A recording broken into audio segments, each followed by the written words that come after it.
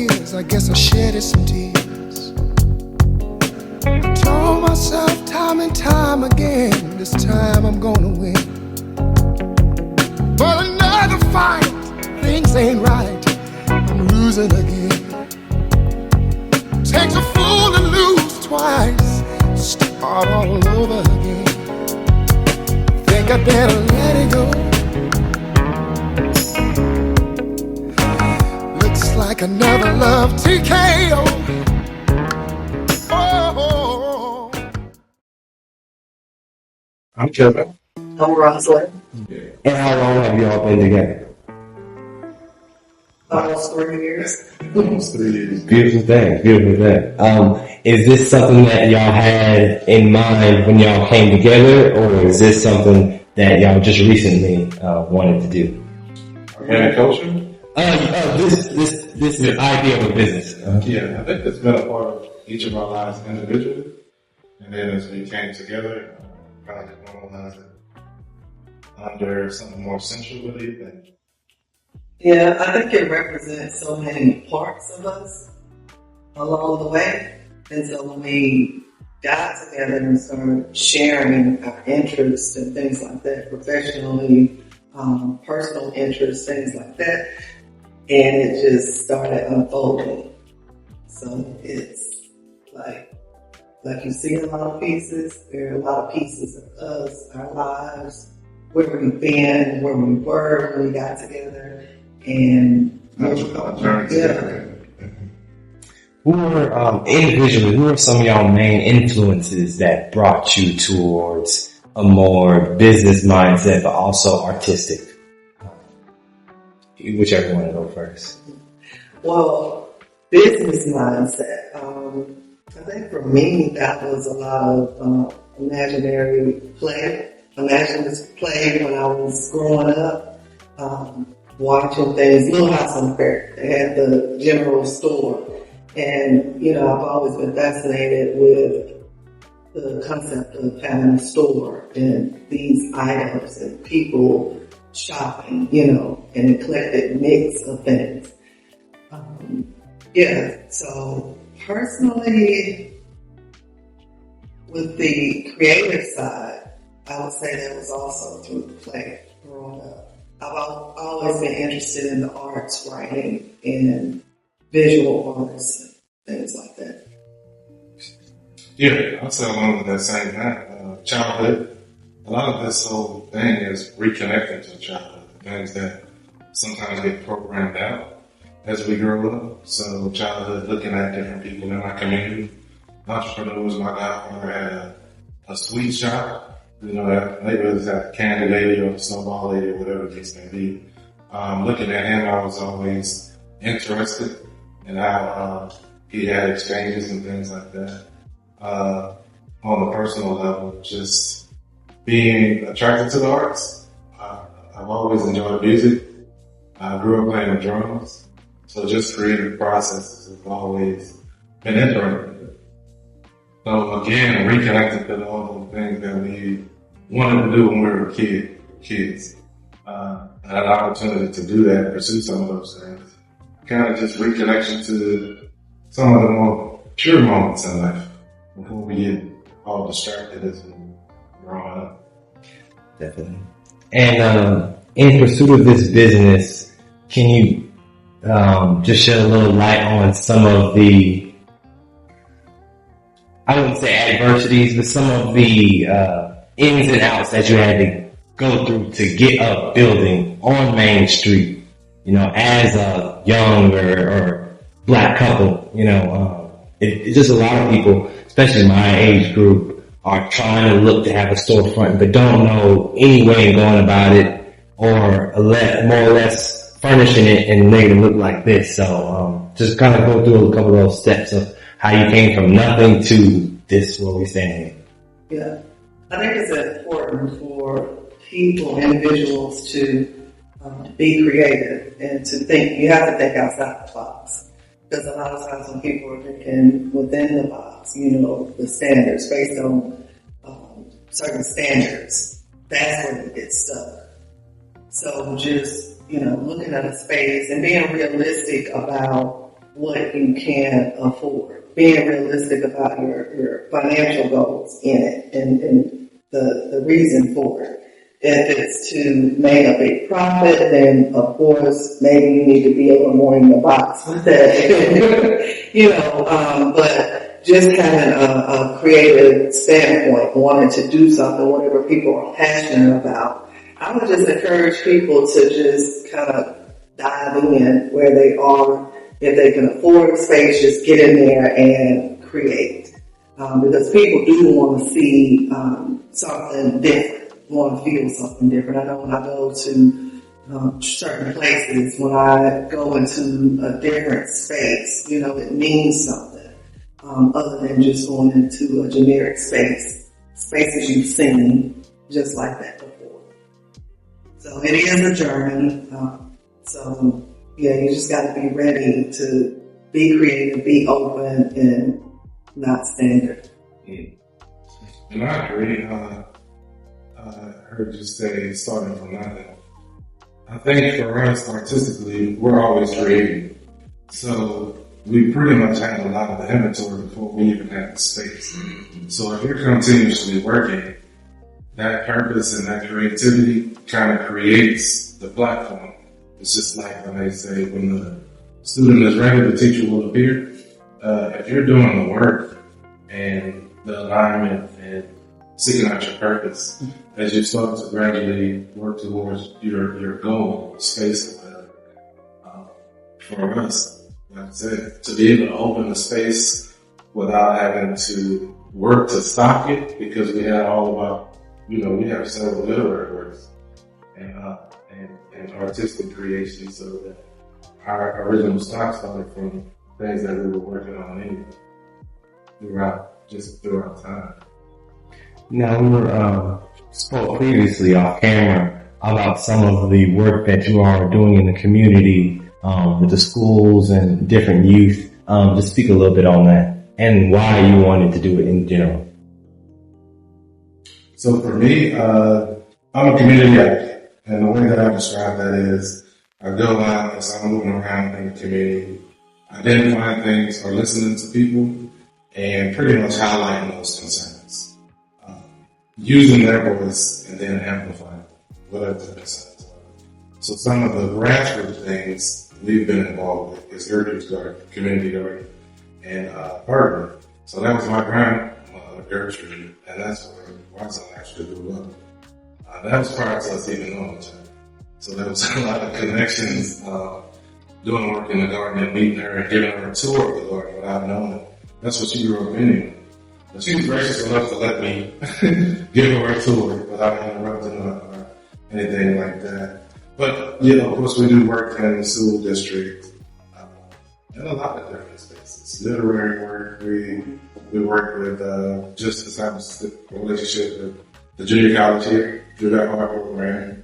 The North Pike Junior High School, you can see we have art contests where there are artists listed. There's many ways that we can connect with the community, and there's alignment from our values. It just makes sense, and it makes it a great fit. Yeah.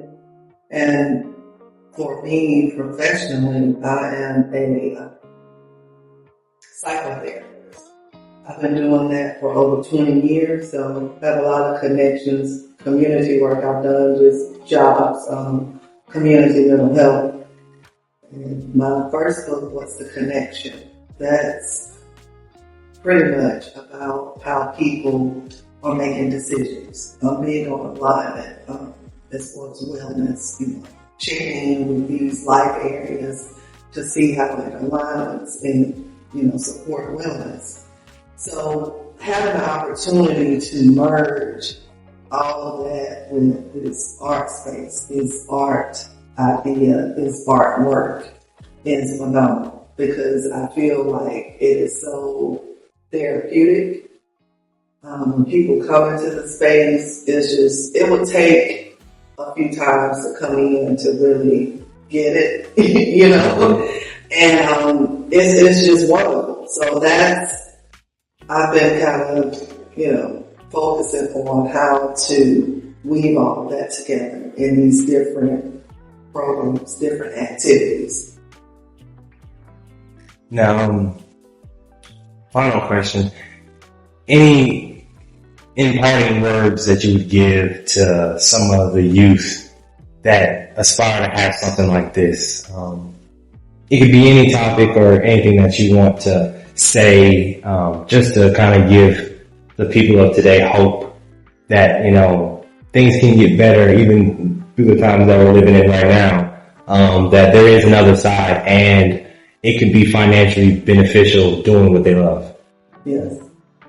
I would say seek out different environments. Be open-minded about first jobs and things like that, volunteer activities. Get into those spaces to where you can develop a relationship, maybe have mentors, be a part of something that represent where they're trying to go. Because although you may live in a certain area, even though you may come from a certain family where people may not have the same interests as you, there is like so much within the community, and sometimes it's not highlighted within the community. So kind of starting those conversations and asking questions wherever they are. Any opportunity when they meet new people or to make connections. Somebody they know might know someone.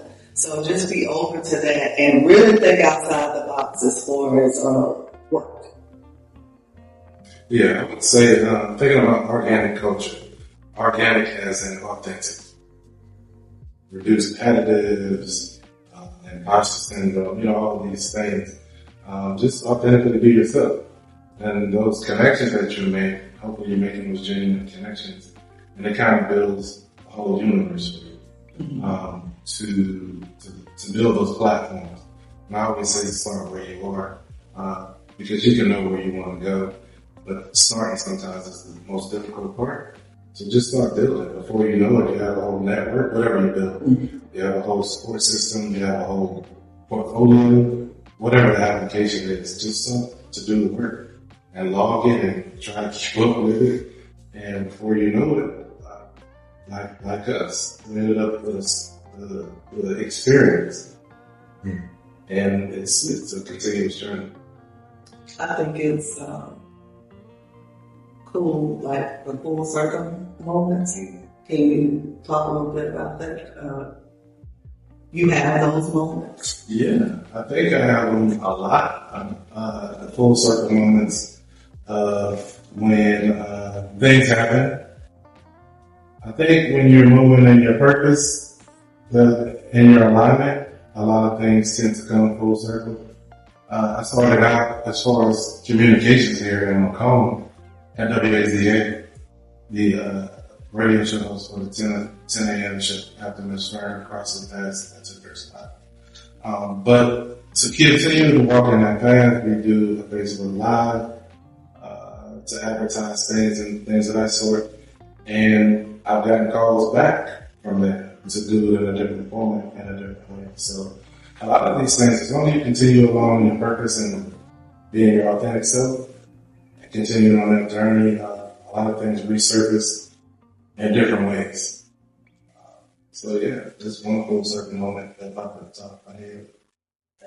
And lastly, I just want you to say your business name, your address, and then any little saying or slogan or anything. Or if you want to mention any of your books or plug anything else, I think that would be a good ending sign off. But definitely you all's name, business name, and location just so people can find you all. Organic Culture, 114 Main Street, McComb. You can follow us on Unjumble, that's UNJUMBLE on Facebook. Our email is createvision, that's KRE8, the number 8, TIVE, vision@gmail.com. You can also reach us at 701-500-4813. And on the Unjumble Facebook page, you see all of our upcoming events. And also we have an activity board here that when people come in, they can add to it or they can see all the upcoming events. So right now we're hosting the North Pike Junior High School art class, representation of music. So they created representations of their connections to music. So the community is welcome to come in and judge these pieces. You just judge them 1 through 3, or top 3 in sequence, and drop them in our vocal box. And that's just to show the appreciation for the kids. They've already done the event. They could have taken the art back with them, but we wanted to keep it on showcase to let more people see it and be engaged with it. And that's a big part of what we do, is engagement, collaboration, and interaction. We don't just want to show you things, we want you to be a part of the creativity. So if we can figure that into a formula in our presentations and activities, that's probably the top goal, is to have an exchange. We also have a podcast. Organic Culture Exchange is a podcast. It's a free-flowing, unscripted conversation where we invite people to come in and just have a conversation. You can reach out to us at 701-500-4813, or at that email, or follow up on Jungle and message on Facebook Messenger. We also have an immersion room. You want to talk about it? Yes. So the immersion room is basically the space in the back, and it's for, we will be featuring different projects back there. So right now we have my first book, What's the Connection? So people get to walk through. We have the walls lined with content from the book. So people have really enjoyed it, super cool. So you just walk through and you get a feel of, you know, what the book is about and the opportunity to purchase the book while there. We also have 2 mini shops. One is called 7-Eleven, operated by Rosamond. The other one is called To The Max, operated by Max Sonberg. He has vinyl records, used music books, and concert posters. Rosamond has 7-Eleven, which is all the items in there with 7-Eleven. We also have a curated used book collection, new and used, coffee table books that we have inside.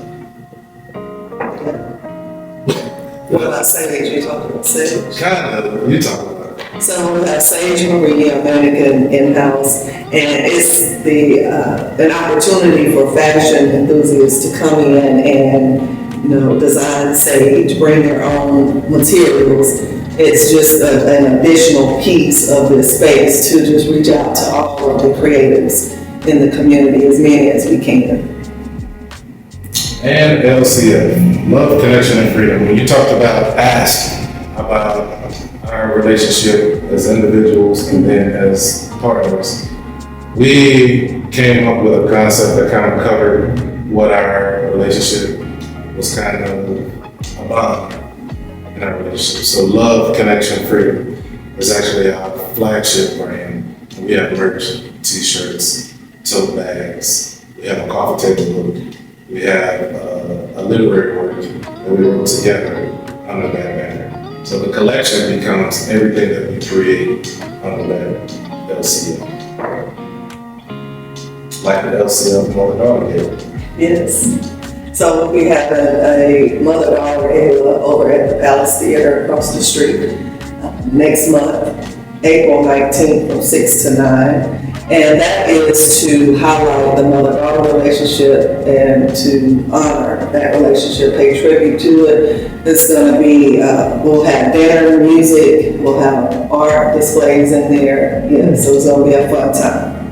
So yes, hours 1 to 6, Tuesday through Saturday.